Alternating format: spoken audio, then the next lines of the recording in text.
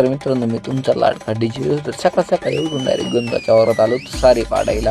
काल विषय असा झाला होता की मी आवरून ट्रॅक्टरवर निघलो होतो. फन्नी मारून घेतली होती, तर फन्नी आपण 5.5 मारली होती. तर रोप झालेलं हुड सोमवारी भेटणार होतं, ते मंगळवारी भेटणार होतं. झट्टे घालून एवढे करून आपल्याला हुड नव्हतं भेटलं, तर आज आपल्याला बारकोडवाली नंबर प्लेट आणायला आपण पोहोचलो होतो फाट्यावरती. तर नंबरला गाडी लावली होती. त्याने नियम लागू केल्यामुळे गर्दी खूप सारी होती नाही का. तर सर्वजण बारकोडच्या नंबर प्लेटा लावून घेत होते, स्टिकर चिटकत होते.